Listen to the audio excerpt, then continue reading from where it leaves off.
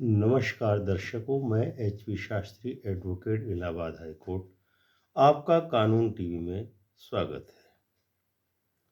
अगर आपके शरीर से फेफड़े निकाल दिए जाएं, तो क्या आपका शरीर जिंदा रह सकता है? इसी प्रकार अगर किसी शहर से उसका नेचुरल फेफड़ा छीन लिया जाए, तो वह शहर भी धीरे-धीरे मर ही जाता है। और दिल्ली का फेफड़ा है दिल्ली रिज फॉरेस्ट। यही वो जगह है जो दिल्ली को दम घुटने से बचाती है, जहां हवा सांस लेती है और शहर जिंदा रहता है। लेकिन पिछले कई वर्षों से इस दिल्ली रिज को काटा गया, बेचा गया, कंक्रीट में बदल दिया गया और फिर यह फेफड़ा धीरे धीरे खत्म होने लगा। मामला इतना गंभीर था कि सुप्रीम कोर्ट ने कहा कि Delhi ridge is not A just forest land, it is the lungs of the national capital. Ridge को बचाना एनवायरमेंटल ड्यूटी नहीं, ये राइट टू लाइफ यानी आर्टिकल 21 का हिस्सा है। यही वह मुकदमा था जिसने भारत में एनवायरमेंटल कॉन्स्टिट्यूशनल लॉ की नई दिशा तय की। आखिर दिल्ली रिज है क्या? दिल्ली रिज अरावली पर्वत श्रृंखला का अंतिम छोर है। यह दिल्ली का सबसे पुराना और सबसे महत्वपूर्ण प्राकृतिक क्षेत्र है। यहाँ पेड़ सिर्फ हरियाली नहीं बल्कि दिल्ली के जीवन की गारंटी है। यह केवल जंगल नहीं, एक नेचुरल एयर प्यूरिफायर है। यह एनसीआर में आने वाली रेत, डस्ट स्टॉर्म्स, गर्म हवा और डेजर्टिफिकेशन को रोकता है। यह दिल्ली को हीट आइलैंड बनने से रोक बचाता है। यह ग्राउंड वाटर रिचार्ज और रेनफॉल को सपोर्ट करता है। यहाँ यह 300 से अधिक वाइल्ड लाइफ स्पेसीज का भी घर है। लेकिन कभी किसी ने इसकी कीमत को जाना ही नहीं। धीरे धीरे वहां पर मॉल बनते गए, फार्म हाउस बनते गए, कॉलोनियां बनती गई, खनन हुआ, सड़कों, फैंसी क्लबों और सरकारी इमारतों ने इस रिज को चारों तरफ से घेर लिया। दिल्ली मौत की ओर बढ़ रही थी और कोई ध्यान नहीं दे रहा था। लेकिन एक आदमी ने इस लड़ाई को शुरू कर दिया, जिसका नाम था टी एन गोदावरवन वर्मन थिरुमुलपाद। 1995 में केरल के रहने वाले एक साधारण पर्यावरण कार्यकर्ता टी एन गोदावर्मन ने सुप्रीम कोर्ट में एक पब्लिक इंटरेस्ट लिटिगेशन यानी पीआईएल दायर की। उनका सवाल सिर्फ इतना था कि व्हाट इज फॉरेस्ट, जंगल क्या है। जंगल का कानूनी मतलब सिर्फ वो नहीं जो सरकार ने फॉरेस्ट डिक्लेयर किया हो, बल्कि वो जंगल भी है जहाँ पेड़ हो, प्राकृतिक वनस्पति हो, वाइल्ड लाइफ हो, इकोलॉजिकल वैल्यू हो। सुप्रीम कोर्ट ने इस पीआईएल को इतना गंभीरता से लिया कि वे इसे सिर्फ एक केस नहीं, एक कंटिन्यूइंग मैंडेमस बना दिया इसको। यानी एक ऐसा लीगल टूल जिसमें कोर्ट लगातार निगरानी करेगा और सरकार को जवाब देना पड़ेगा। और यही केस दिल्ली रिज संरक्षण के मामले तक पहुंचा। 1995 में इस पीआईएल ने पूरे भारत में एनवायरनमेंटल मॉनिटरिंग शुरू करा दी। फिर आते हैं 2025 का दिल्ली रिज मामला।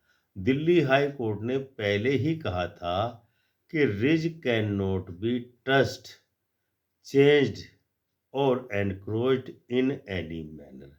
लेकिन यह आदेश बड़े पैमाने पर फॉलो नहीं हो सका। फिर 2025 में सुप्रीम कोर्ट के सामने फिर से सवाल आया कि क्या सरकार रिज के अंदर parking, roads, convention centre, residential complexes और कमर्शियल एक्टिविटीज बना सकती है। क्या सरकार अपने ही आदेश को मोड़ करके रिज को नॉन फॉरेस्ट यूज में बदल सकती है, यानी लैंड यूज चेंज कर सकती है? क्या article 48 A, 48 A environment protection और article 21 right to life ridge को कॉन्स्टिट्यूशनल प्रोटेक्शन देते हैं? सुप्रीम कोर्ट ने कहा कि यह सिर्फ पर्यावरण का मामला नहीं, यह जीवन का मामला है। 11 नवंबर 2025 को सुप्रीम कोर्ट ने कहा कि देली रिज वन भूमि है, इसे गैर वन कार्यों में इस्तेमाल नहीं किया जा सकता। कोई कंस्ट्रक्शन, माइनिंग और कमर्शियल उपयोग इलीगल होगा। कोर्ट ने एक शब्द अपने आदेश में प्रयोग किया है कि ridge is ecologically fragile, non negotiable, non commutable, non exchangeable. मतलब यह जमीन सरकार चाहे तो भी बेच नहीं सकती, नेचर बदल नहीं सकती, किसी को दे भी नहीं सकती। यह जमीन सिर्फ भारत के नागरिकों की जमीन है। सुप्रीम कोर्ट ने पहली बार कहा कि environment is not property, it is inheritance. पर्यावरण संपत्ति नहीं है, यह आने वाली पीढ़ियों की विरासत है। कोर्ट ने सवाल किया सरकार से कि अगर सरकार ही जंगल बेचने लगेगी तो जनता किससे मदद मांगेगी? क्या आर्थिक विकास पर्यावरण की कीमत पर हो सकता है? क्या देहली रिज के बिना दिल्ली जिंदा रहेगी? और यहीं से शुरू होता है संविधान प्लस पर्यावरण प्लस कोर्ट की शक्ति का हिस्टोरिकल लीगल एनालिसिस, जिसके कारण सुप्रीम कोर्ट का यह जजमेंट आज सुर्खियों में है। अदालत में सबसे पहला सवाल था कि क्या देहली रिज सिर्फ जमीन का एक टुकड़ा है या यह एक जीवंत प्राकृतिक इकाई, लिविंग इकोसिस्टम है। क्योंकि अगर यह केवल जमीन है तो सरकार इसे बेच सकती है, कॉमर्शियल यूज में ला सकती है, या road, parking, marriage hall, mall, metro, depot जैसा इंफ्रास्ट्रक्चर यहाँ बना सकती है। लेकिन अगर यह नेचुरल इकोसिस्टम और नेशनल एसेट्स हैं तो इसे छूना भी कानूनन अपराध होगा। सरकार की तरफ से इस मुकदमे में दलीलें दी गई। गवर्नमेंट ने सुप्रीम कोर्ट में कहा कि देहली रिज के कुछ हिस्से जंगल नहीं हैं, डेवलपमेंट प्रोजेक्ट जरूरी हैं, roads, hospital, infrastructure, security zones इत्यादि जरूरी हैं। रिज लैंड का सिर्फ कुछ हिस्सा इस्तेमाल किया जा रहा है। पर्यावरण और विकास में बैलेंस की जरूरत है। पुराने लैंड रिकॉर्ड में कुछ रिज एरिया जंगल कैटेगरी में नहीं आता। तो सुप्रीम कोर्ट ने तुरंत काउंटर क्वेश्चन किया कि आपका आर्ग्यूमेंट ही गलत है। फॉरेस्ट तय रिवेन्यू रिकॉर्ड से नहीं, उसकी भौगोलिक और पर्यावरणीय प्रवृत्ति से होता है। यानी अगर कोई जमीन पेड़, वनस्पति, रॉक स्ट्रक्चर, वाइल्ड लाइफ और इकोलॉजिकल वैल्यू रखती है तो वह फॉरेस्ट है, चाहे रिकॉर्ड में फॉरेस्ट लिखा हो या नहीं लिखा हो। इसे कहा जाता है Godavarman doctrine of forest definition. Revenue records can not decide ecological identity. Petitioner ने एनवायरमेंटल लॉयर ने वादी के पक्ष में जो दलीलें दी वे कुछ इस प्रकार थी। तब सुप्रीम कोर्ट ने अपने तर्क दिए। Number 1, article 21 right to life includes right to clean environment system. Supreme court ने अनेक जजमेंट का इसमें उदाहरण भी फॉलो किया। स्वच्छ हवा में सांस लेना, शुद्ध पानी और प्राकृतिक पर्यावरण आर्टिकल 21 के तहत फंडामेंटल राइट है। इस रिज को निष्ठ करना लाखों नागरिकों के राइट टू लाइफ का उल्लंघन है। नंबर 2, आर्टिकल 48A स्टेट का कर्तव्य है पर्यावरण की सुरक्षा करना। संविधान कहता है कि राज्य पर्यावरण, जंगल और वन्य जीवों की रक्षा करेगा और उनका संवर्धन करेगा। तो सरकार रिज को नष्ट करके संविधान का उल्लंघन कर रही थी।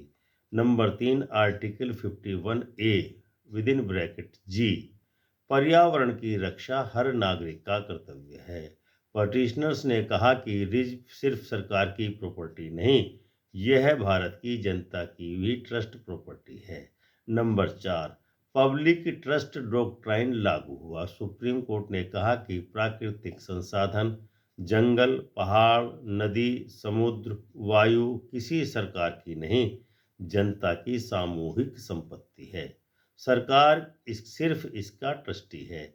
इसीलिए सरकार रिज को नहीं बेच सकती, ना ही इसका कमर्शियल उपयोग कर सकती है।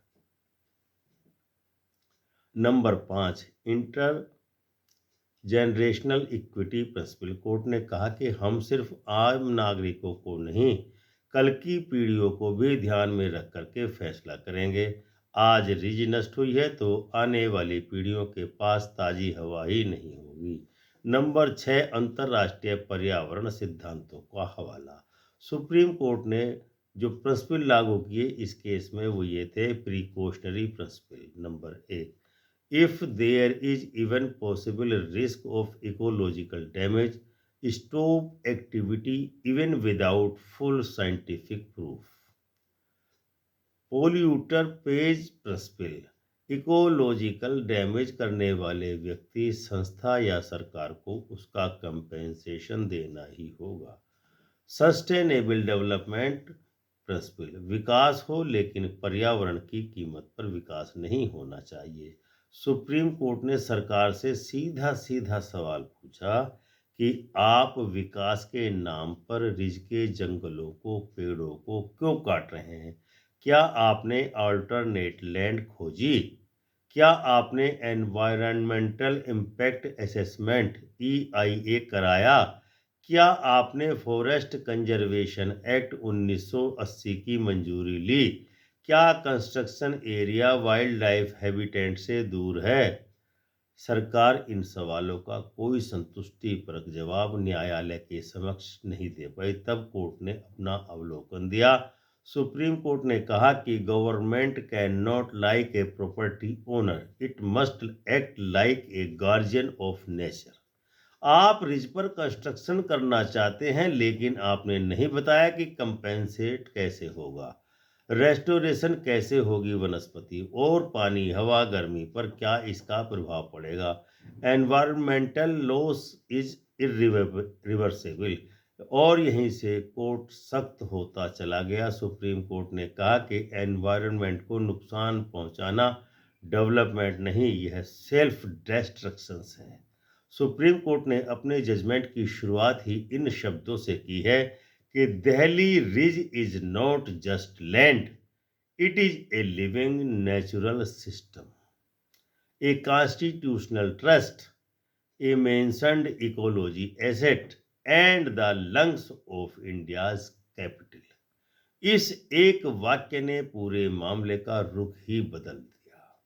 सुप्रीम कोर्ट ने अपने जजमेंट में 3 बातें मुख्य रूप से कही हैं, स्पष्ट रूप से कही हैं। Number 1, Delhi ridge is a protected forest, चाहे रेवेन्यू रिकॉर्ड में कुछ भी लिखा हो। The definition of forest can not be restricted to paper work. Any area with ecological, natural and environmental value is called forest। इस आधार पर कोर्ट ने ridge की सभी जमीनों को forest land plus ecological sensitive land घोषित किया, जिसका ना कन्वर्जन हो सकता है, ना सेल हो सकती है, ना कमर्शियल यूज हो सकता है, ना कंस्ट्रक्शन हो सकता है, ना माइनिंग हो सकती है, ना सड़क बन सकती, ना फार्म हाउस बन सकते, ना ही गवर्नमेंट बिल्डिंग बन सकती। नंबर 2, सुप्रीम कोर्ट ने पब्लिक ट्रस्ट डॉक्ट्राइन लागू कर दिया है। एंड जजमेंट में लिखा कि environment is not government property, government is only a guardian, the real owners are people of India and future generations. इसका मतलब है सरकार या DDA या MCD या कोई भी विभाग रिज की जमीन को न बेच सकता है, न दे सकता है, ना ही कमर्शियल यूज में ला सकता है। नंबर 3, सुप्रीम कोर्ट ने कहा है कि एनवायरनमेंट आर्टिकल 21 का एक हिस्सा है, राइट टू लाइफ है, right to breathe clean air है। इसीलिए रिज को नष्ट करना लाखों लोगों के जीवन के अधिकार आर्टिकल 21 का वायलेशन है या उल्लंघन है। यानी अब एनवायरनमेंट सिर्फ आर्टिकल 48 डायरेक्टिव प्रिंसिपल नहीं बल्कि आर्टिकल 21 फंडामेंटल राइट्स भी है। सुप्रीम कोर्ट ने दिए गए अपने इस ऐतिहासिक आदेश में ऑपरेटिव डायरेक्शंस भी दी हैं, जो कुल मिलाकर 10 की संख्या में हैं। कोर्ट ने 10 आदेश जारी किए हैं डायरेक्टिव ऑपरेटिव पोर्शन, जो सबसे पहला है दिल्ली रिज को नंबर 1, दिल्ली रिज को नेशनल नेचुरल हेरिटेज घोषित किया गया। अब इसे राष्ट्रीय विरासत स्थल की तरह यूनेस्को या एएसआई की तर्ज पर संरक्षित किया जाएगा। नंबर 2, रिज की कोई भी जमीन खरीदी या बेची नहीं जा सकती है। Absolute ban. No sale, transfer, lease, exchange on gifting of ridge land for any reason. Number 3, ridge में एग्जिस्टिंग कंस्ट्रक्शन भी हटाए जाएंगे। कोर्ट ने कहा कि encroachment must be removed even if by government departments और प्राइवेट एंटिटीज। मतलब farm house, clubs, guest house, golf courses, parking, stadium, सब कुछ वहां से हटेगा। नंबर 4, रिज लैंड पर सड़कें, मेट्रो, डिपो, मैरिज हॉल सब बंद होंगे। सुप्रीम कोर्ट ने साफ कहा है कि environment damage can not be justified even for development. Number 5, NDMA, forest department और एमओईएफसीसी की ज्वाइंट मॉनिटरिंग कमेटी बनेगी। अब रिज की निगरानी सिर्फ दिल्ली की सरकार नहीं, सुप्रीम कोर्ट की विशेष मॉनिटरिंग कमेटी भी जांच करेगी। नंबर 6, कोर्ट ने कहा कि हर नागरिक को रिज तक फ्री एक्सेस होना चाहिए।